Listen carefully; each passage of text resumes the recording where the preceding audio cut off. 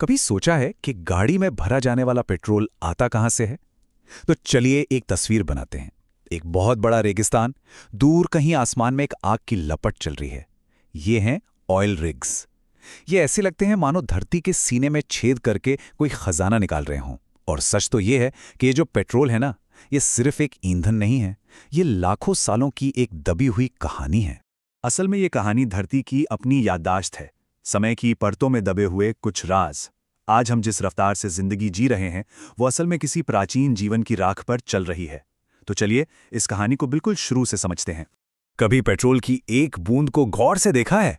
दिखने में कितनी छोटी, हल्की और साधारण सी लगती है, पर क्या कोई सोच सकता है कि इस एक बूंद के अंदर करोड़ों साल पहले समंदर में तैरने वाले नन्हे नन्हे जीवों का सार कैद है? ठीक है, तो चलिए इस लंबे सफर पर निकलते हैं। पेट्रोल बनने की ये जो कहानी है, ये आज से लाखों साल पहले शुरू हुई थी। उस वक्त जब इस धरती पर इंसानों का कोई नामो निशान नहीं था। बस एक अनंत नीला सागर था जिसमें जिंदगी बस पनप ही रही थी। तो देखिए, उस समंदर में प्लैंकटन और एल्गी जैसे छोटे छोटे जीव तैरते थे। जब ये मरते थे तो सीधा समंदर की तलहटी में जाकर जमा हो जाते थे। धीरे धीरे सदियों तक इनके ऊपर रेत, मिट्टी और चट्टानों की परतें जमती गईं और धरती की गहराइयों में ये सब एक नेचुरल प्रेशर कुकर जैसा बन गया। ऊपर से लाखों टन का दबाव और नीचे से धरती के कोर की जबरदस्त गर्मी। बस इसी दबाव और गर्मी ने लाखों सालों में इन मरे हुए जीवों को हाइड्रोकार्बन नाम के मॉलिक्यूल्स में बदल दिया। और यही हाइड्रोकार्बन आज का कच्चा तेल यानी क्रूड ऑयल है। तो सोचिए, ये कितनी दिलचस्प बात है। जब हम पेट्रोल जलाते हैं तो असल में हम लाखों साल पुरानी सूरज की उस रोशनी को इस्तेमाल कर रहे होते हैं जो इन जीवों ने अपने अंदर समेट ली थी। हजारों सालों तक धरती के सीने में ये कच्चा तेल बंद पड़ा रहा। फिर आया इंसान, अपनी जिज्ञासा और ज़रूरतें लेकर। अब सवाल ये था कि धरती की इतनी गहराई में छुपे इस काले सोने तक आखिर पहुंचा कैसे जाए। अच्छा, तो इसका जो प्रोसेस है ना, वो बहुत ही साइंटिफिक है। सबसे पहले होता है सिस्मिक सर्वे।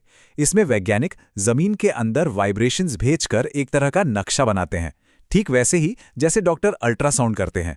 जब तेल का भंडार मिल जाता है तब एक विशाल ड्रिलिंग रिग अपना काम शुरू करता है। इस दौरान ड्रिल को ठंडा रखने और जमीन के अंदर के जबरदस्त प्रेशर को कंट्रोल करने के लिए ड्रिलिंग मड नाम का एक खास लिक्विड लगातार पंप किया जाता है। और फिर वो पल आता है जब ड्रिल तेल के भंडार तक पहुंचती है और लाखों साल से दबा हुआ वो काला तरल प्रेशर के कारण खुद ब खुद ऊपर की ओर दौड़ पड़ता है। और जरा इस गहराई का अंदाजा लगाइए। एक ऑयल रिग जमीन के अंदर लगभग 3 से 4 किलोमीटर तक ड्रिल कर सकता है। इतनी गहराई जहां सिर्फ अंधेरा है, गर्मी है और लाखों साल पुरानी ऊर्जा सो रही है। लेकिन एक बात याद रखनी होगी, जमीन से जो निकला है वो अभी पेट्रोल नहीं है। ये एक कच्चा, गाढ़ा, बदबूदार तरल है जिसमें गैस, पानी, रेत सब कुछ मिला हुआ है। इसका असली सफर तो अब शुरू होता है। और यह सफर शुरू होता है एक रिफाइनरी में। सोचिए, रिफाइनरी एक ऐसी जगह है जहां साइंस, आग और बड़ी बड़ी मशीनें मिलकर उस काले कीचड़ जैसे तेल को एक कीमती ईंधन में बदल देती हैं।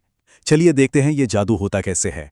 सबसे पहले कच्चे तेल को 400 डिग्री सेल्सियस से भी ज्यादा तापमान पर गर्म किया जाता है, इतना गर्म कि वो उबलकर भाप बन जाए।